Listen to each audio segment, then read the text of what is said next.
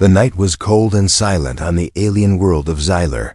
The sky was filled with two moons, one silver and one red, hanging above the battlefield like watchful eyes.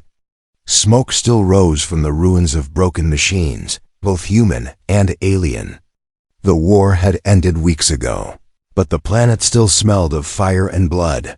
A lone human soldier walked through the remains. His name was not important here. To the alien world, he was just another survivor, another enemy who had stayed behind. But to himself, he was a man searching for meaning after war. His boots crunched on the black sand, and every step echoed in the hollow silence. He carried no weapon now, only a small light strapped to his wrist. His mission was simple: search the old alien bunker, make sure no dangerous technology remained. But deep inside, he knew he was not here only for duty. Something had been calling him back to this place since the war ended. A strange feeling, like a whisper in his dreams, pulling him toward the ruins. As he entered the bunker, the walls glowed faintly with alien energy. Symbols moved slowly across the stone, alive like rivers of light. He could feel the hair on his skin rise. It was not just a ruin. It was still awake. The bunker hummed with power, as if waiting for him. He moved deeper inside, past broken doors and shattered statues of alien queens from centuries past. Each statue had the same proud face, sharp eyes, and a crown shaped like burning stars. They all looked down at him with cold judgment, as if asking why a human dared to enter their sacred ground. Then he heard it. A sound soft and weak. A breath. He froze. The sound came again, fragile but alive. A voice, almost like a whisper. He followed the echo, step by step, until he reached a sealed chamber. The door was half cracked, glowing with green light. Inside, he saw a figure lying on a crystal bed. A woman. No, an alien. Her skin shimmered pale blue, glowing faintly in the dark. Her hair spread like silver rivers across the bed. She looked young, almost human, but her eyes, when they opened, were bright gold. Eyes that did not belong to any human. She tried to sit up, but her body was weak. Chains of light held her wrists to the crystal. When she saw him, she gasped. A human? Her voice was soft, almost broken. The soldier's breath caught in his throat. He had seen aliens before, but none like this. She was not just another warrior. She was something else, something rare. Her presence filled the chamber with an invisible power. He stepped closer, against his own fear. "Who are you?" he asked quietly. Her lips trembled as she spoke. "I am not supposed to exist." The word struck him like a blade. Not supposed to exist. What did that mean? She closed her eyes for a moment, gathering her strength. "I am the Queen's shadow. Her clone. Created in secret, hidden away. I was meant to live only in silence, but now you found me." The soldier felt his heart pound. A clone of the alien queen? That was impossible. But the truth was clear in her voice, in her eyes. She was real. He looked at her chains. They were alive with alien energy, impossible to break by human hands. Still, he reached out, pressing his palm against the light. It burned, but he did not pull away. "Why are you here?" he asked. "Because she feared me," the clone whispered. "The queen feared that if I lived, I might become more than her reflection. So she locked me here. She left me to fade away." Her voice cracked with pain. "But I am alive. And now you are here." The soldier felt a mix of anger and pity. He had fought the aliens, hated them, killed them. But this one, she was different. She was a prisoner, just like him in some way. He looked around the chamber, then back at her. "Do you want to stay here? Or do you want freedom?" Her golden eyes lit up with something new hope. "Freedom," she whispered. And in that moment, the soldier made a choice that would change everything. He slammed his fist against the chains, again and again, until his skin split and blood covered his knuckles. The light burned him, but he refused to stop. At last, with a sound like thunder, the chains cracked and shattered into sparks. The clone fell forward, weak but free. He caught her in his arms, holding her carefully. She looked at him, her face close to his, her breath soft against his skin. "You are not afraid," she said softly. "I should be," he replied. "But I'm not."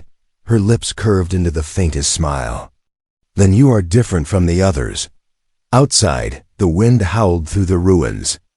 The planet itself seemed to shiver. For in that broken chamber, something forbidden had begun. A bond that should never have been made. The soldier did not know yet what it meant. He did not know the danger waiting ahead. He only knew this: the human had freed the alien queen's clone, and their story was only beginning. The soldier and the clone did not leave the ruins quickly. She was weak, and every step she took was heavy. He supported her with his arm, guiding her through the broken halls of the ancient bunker. The glow from the walls dimmed behind them, as if the place knew its prisoner was gone. The night air outside was cold, brushing against their skin. The soldier looked at her. Her golden eyes reflected both fear and wonder. She had been locked away for years, maybe her whole life, and now, the open sky stretched above her for the first time. She whispered, almost to herself, "The stars. I have never seen them like this." For him, the stars had always meant war, navigation, survival. But for her, it was freedom. They moved quietly through the ruins, but nothing remained hidden forever. Somewhere in the dark, watchers stirred. Alien drones, small insect-like machines, crawled from the sand and scanned the air. Their red eyes blinked as they detected movement. The soldier quickly pulled her behind a broken wall. He knew what these machines meant. If they saw her, the entire empire would know. But it was already too late, far away. In the shining palace of the alien queen, the royal council gathered. Whispers filled the chamber like smoke. The counselors, dressed in long robes of fire-colored silk, leaned close to each other. Something stirs in the old ruins. Energy readings. Chains broken. Could it be the shadow? The queen entered, her presence silencing all. She wore a crown of living light, and her eyes burned brighter than suns. Everyone bowed. One general spoke cautiously. "My queen, the censors confirm it. The clone you ordered sealed away. She has awakened." A ripple of unease passed through the council. They had all known of the clone, though none dared speak of her. The queen's lips curved into a faint, cold smile. "Awakened and freed," another counselor whispered, but who could have the human? The queen cut him off. Her voice was sharp, certain. Only a human would dare such madness. Only a human would risk his life for what is forbidden. Her words carried no anger, only a strange curiosity. She leaned back on her throne. Interesting. Very interesting. Back in the ruins, the soldier and the clone found a quiet shelter inside a cave. The air was damp but safe. He gave her water from his flask, and she drank slowly, her hands trembling. "Why are they after you?" he asked. She looked down, her voice barely above a whisper. "Because my existence is dangerous. I am not only her shadow. I am her equal. If the people see me, if they believe I can lead, they might choose me instead of her." The soldier frowned. "So you're a threat to her throne?" "Yes," she said softly. "And now, because you freed me, you are a threat too." His heart grew heavy. He had already known danger was coming, but hearing it in her voice made it real. Outside the cave, alien whispers traveled faster than wind. The news of the human and the forbidden's clone spread from mouth to mouth, from campfires to city alleys. Soldiers argued in secret. Some said it was an insult. Others said it was a miracle. In the deep corridors of the palace, the queen stood before her mirror. She gazed at her own reflection, but she did not see herself. She saw the clone. The same face, the same golden eyes. Only younger, softer, more human. She carries his scent now, the queen murmured. She carries his bond. The idea did not make her furious. Instead, it intrigued her. The council wanted the clone destroyed, but the queen's mind was different. She wanted to see what would happen. Meanwhile, the soldier struggled with his own fear. In the cave, he could not sleep. He watched the clone resting, her silver hair glowing faintly in the dim light. She was peaceful, almost innocent. But he knew the world outside was already boiling with chaos because of her. He whispered to himself, "What have I done?" The clone stirred and opened her eyes. She looked at him, not with anger, but with trust. "You gave me a chance to live," she said. "Do not regret it." Her words struck deep inside him. He realized it was no longer only about her. It was about the Empire, about humans, about what would come next.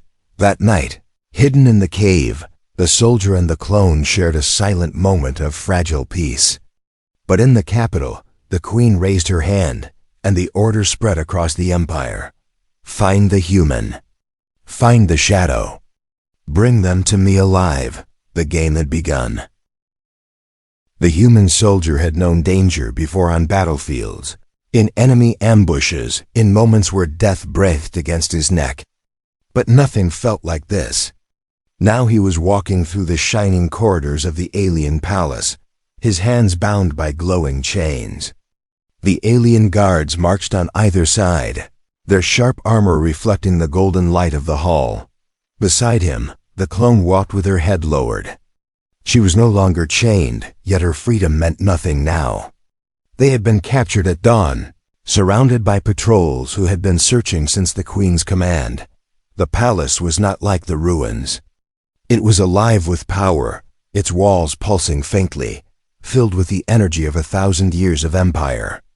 The air itself seemed heavy, as if watching Dot at the end of the hall. The throne room doors opened at the soldier's breath caught. The alien queen sat on her throne, a vast seat made of crystal and fire. She wore no crown, her presence itself was enough. Her eyes were molten gold, brighter than her clone's, and when they fixed on him, he felt smaller than he had ever been. The guards forced him to kneel. His chains pressed him down until his forehead touched the floor. The clone was brought beside him, though she resisted. The queen finally spoke, her voice calm but sharp enough to cut stone. So she said, "This is the human who dared touch what was forbidden." The soldier raised his head slowly. He expected rage, death, humiliation. But what he saw was not fury, it was curiosity. The queen was studying him like a puzzle, like a strange artifact pulled from the dust of history. "You freed my shadow," she said. "You broke the chains that even my people feared to touch. Tell me why." Her question echoed in the hall. The council members stood in silence, their faces pale. No one had expected the queen to ask, to give the human a chance to speak. He swallowed hard. His voice was rough but steady. Because she was alive. Because leaving her there to die was wrong. A murmur rippled through the council. A human, speaking of right and wrong to their queen. Blasphemy, but the queen's lips curved faintly. Not into anger but into something stranger, amusement. "You speak as if you understand mercy," she said. "But mercy is not strength. Mercy is weakness." And yet, her golden eyes narrowed slightly. "My shadow lives. She carries your bond. That is no weakness. That is power." The soldier felt the clone tense beside him. She whispered, "Do not trust her." The queen leaned forward. "Tell me, human, when you touched her, did you know what you were claiming?" He frowned, confused. "Claiming?" The queen's smile deepened. "You gave her life. You gave her choice. And now she carries more than freedom within her." The council gasped. They understood before he did. The queen's voice grew softer, but her words struck like thunder. "She is with child." The soldier's heart stopped. His eyes shot to the clone, who lowered her gaze. She had not told him. Her silence now was the answer. The council erupted in whispers. Some shouted in outrage, some in fear. An abomination. A threat to the throne. A half-blood child. But the queen raised her hand, and silence fell. Her eyes locked on the human again. There was no hatred there, only hunger. Hunger for something new, something dangerous. If my shadow can carry your seed, she said slowly, then so can I. The soldier felt the words strike him harder than any weapon. The clone gasped, staring at her queen in disbelief. The council froze, unable to process what they had just heard. The queen rose from her throne, her long gown of fire flowing around her like liquid stars. She descended the steps slowly, each movement graceful yet terrifying. She stopped in front of him, tilting his chin upward with a single finger. Her voice was a whisper, but it carried through the entire chamber. I want to turn. The soldier's heart pounded in his chest. He had fought monsters, survived war, faced death, but nothing had prepared him for this moment. He looked into her eyes and saw not just desire, but calculation. She was a queen playing a game larger than empires. The clone stepped forward, her voice breaking. You cannot. He is mine. The queen silenced her with a single glance. You are me, she said coldly. What is yours is mine by right. The council began to argue again, voices colliding in chaos. Some shouted for the human's death. Others warned of rebellion if the queen defied tradition.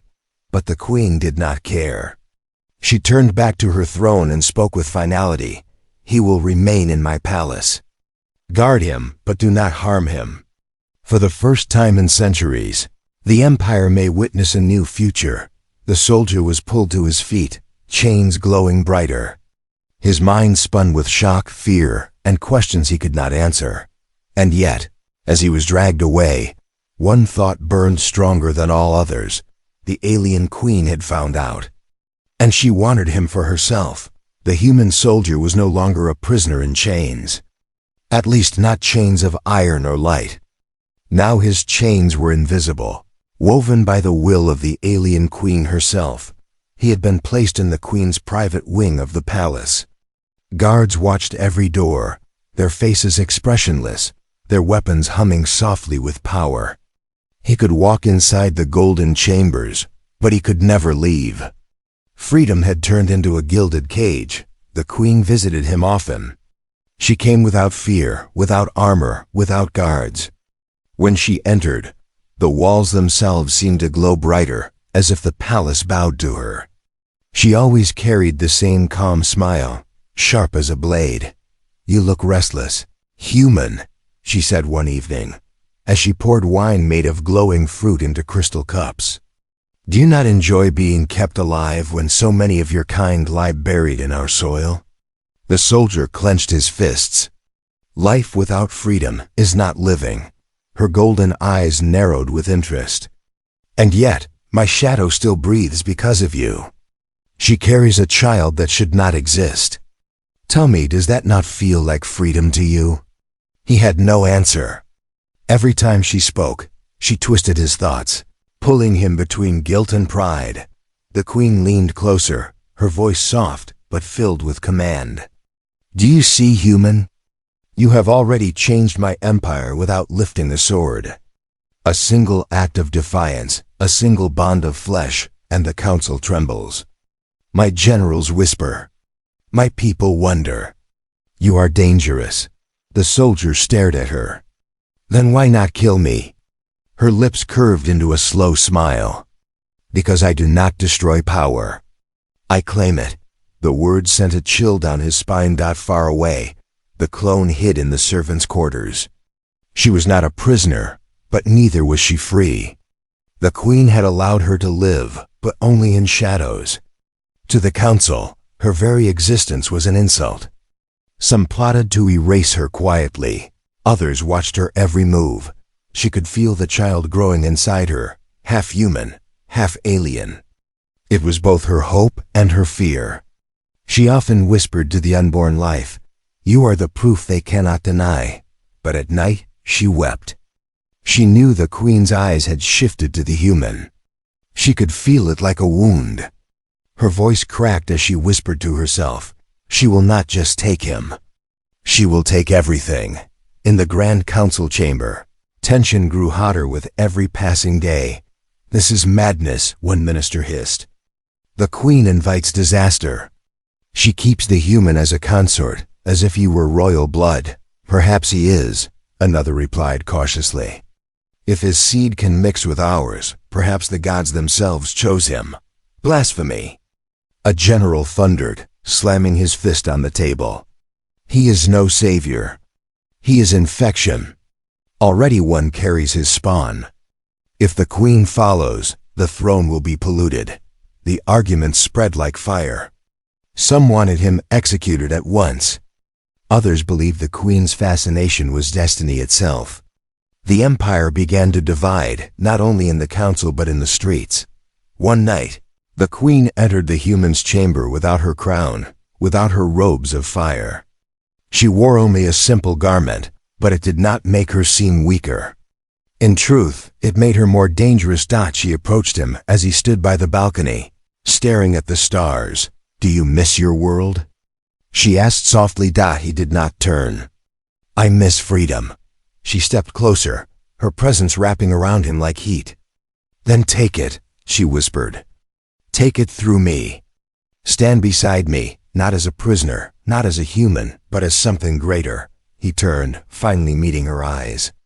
They burned like suns, fierce yet full of something deeper. Desire, yes, but not only desire, ambition, hunger. "You want me as your consort?"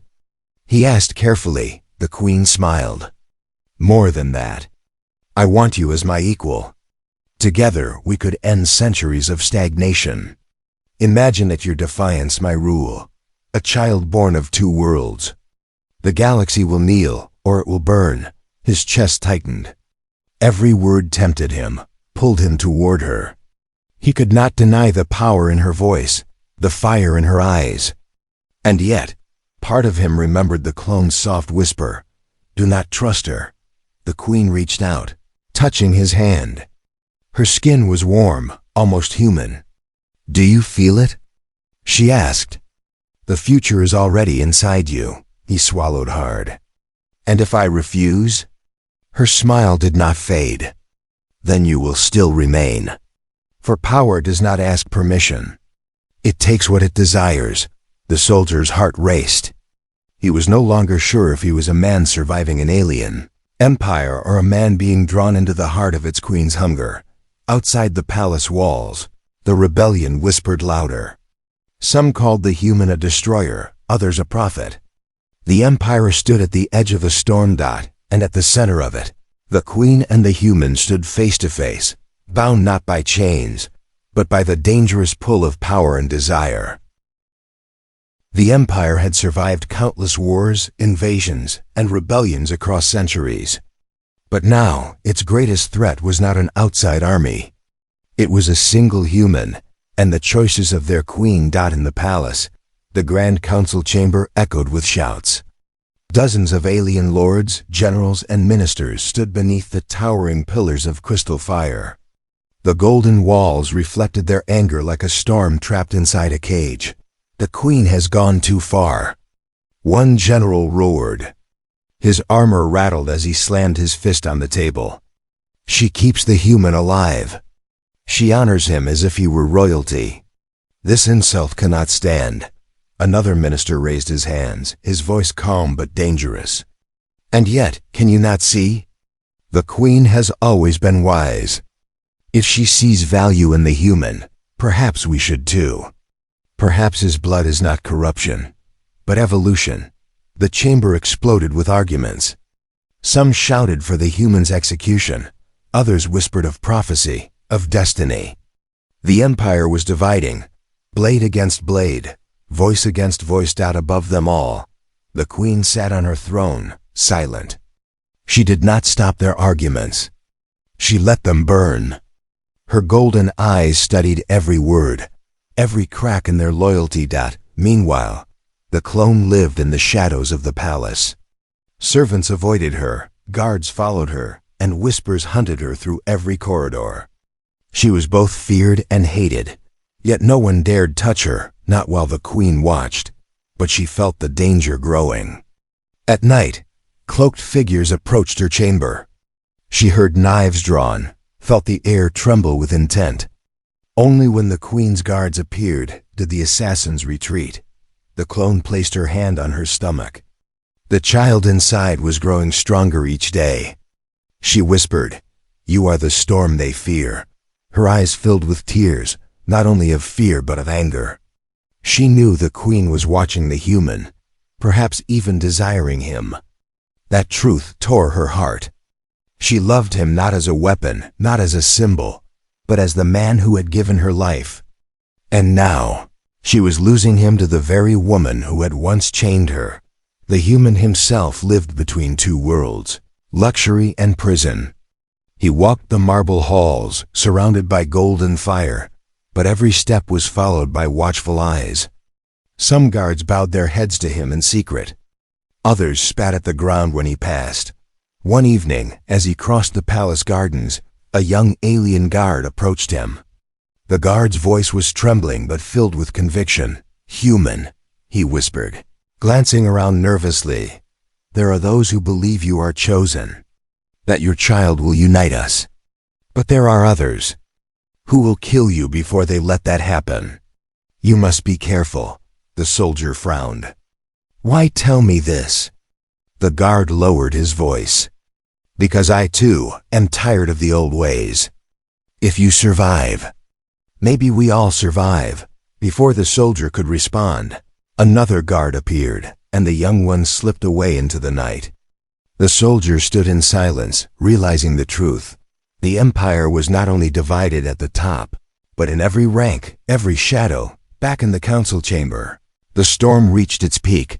One general shouted, "The queen betrays us. She chooses a human over her own people. If she continues, I will not bow to her throne." Another counselor spat, "Careful, fool. That is treason." The general's eyes burned. "Then let it be treason." The chamber erupted. Weapons were drawn, words turned to threats. Ministers clashed with generals, factions formed before the queen's very eyes. At last, the queen stood. Her voice did not rise, but it silenced the entire chamber. "You fight like children," she said coldly. "Do you not see? The human is not your enemy. He is the mirror I have held before you. Some of you fear it. Some of you crave it. But none of you can deny it." She looked down at them, her eyes glowing like suns. "You call me weak for keeping him. Yet already, his presence has shaken you more than any war ever has. That is not weakness. That is power." The chamber fell silent. But silence did not mean unity. The council was broken, split into those who would follow her and those who would rise against her. That night, rebellion took its first breath. In secret halls, generals gathered, swearing to end the human's life before the queen could taint the throne further. In other corners, ministers prayed to old gods, whispering that a savior had arrived in human form. The empire had not yet fallen, but the cracks were spreading like fire through dry wood. And at the center of it all, the human sat in his chamber, staring at the stars beyond the balcony. He did not want thrones, or crowns, or power. But whether he wished it or not, he had become the symbol that divided an empire. He whispered to himself, "This will end in blood." And he was right. The palace was silent, but it was not peace. It was the silence before a storm. In the hidden chambers below the queen's wing, the clone lay on a crystal bed. Her body trembled, sweat shining on her pale blue skin. Pain surged through her with every breath. The child was coming. The human sat beside her, holding her hand tight. His own heart pounded harder than any battlefield drum. He had faced death countless times, but never had he felt so helpless. "You're strong," he whispered, brushing her silver hair back from her face. "You've survived chains, darkness, hate. You can survive this." Her golden eyes met his, shining with both fear and determination. This child is more than me, more than you. Promise me, you'll protect it." He squeezed her hand. "With my life." The chamber shook as her cry echoed. Then, with a final gasp, the sound of new life filled the air. A baby. Small, fragile, but glowing faintly with light that was neither human nor alien. Its skin was soft and pale, its eyes closed, but its presence filled the room with an energy unlike anything they had felt before. The clone wept, smiling through her tears as she held the child to her chest. "The heir of two worlds," she whispered. But outside the chamber, the Empire was already stirring. News of the birth spread faster than fire. Servants whispered, guards traded secret glances, ministers sent messages in the dead of night. By dawn, the whole palace knew. The forbidden child had arrived. In the council chamber, chaos erupted. "It is an abomination." One general roared, "Destroy it before it poisons our bloodline." Another shouted back, "It is a miracle. Proof the gods favor change." Swords were drawn, voices clashed, the empire shook on the edge of civil war. And then, the queen entered. She walked with calm steps, her gown flowing like a river of fire. She raised her hand, and silence fell instantly. All eyes turned to her. "I have seen the child," she declared. Her voice was steady, commanding. "It is not weakness. It is not corruption. It is the future. A bloodline that bridges human and alien. A bond the galaxy has never seen." Her words struck like thunder. Some bowed in awe, others clenched their fists in fury. The council was no longer divided. It was broken beyond repair. In the hidden chamber, the human held the child for the first time. The baby opened its eyes golden like the queen, but with a softness that was unmistakably human. The soldier felt his chest tighten. The child looked at him, and for a moment, he felt as if the universe itself stared back. He whispered, "What are you going to become?"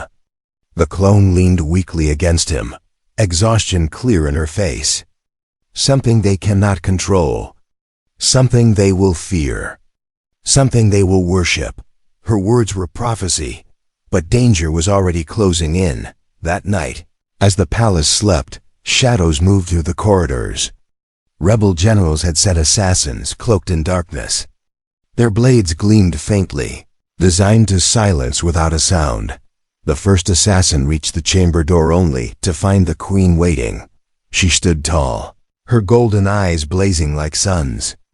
"Did you think I would not know?" The assassins froze, trembling under her gaze.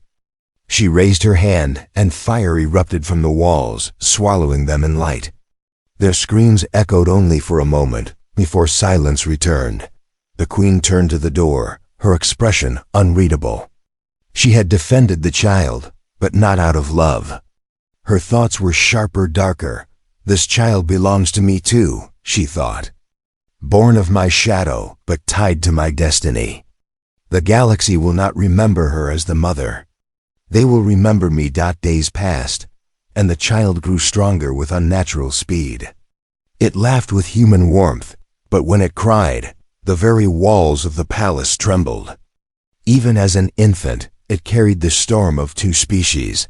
Some called it a savior. Others called it a weapon. The human knew only one thing. Both sides would try to claim the child for themselves.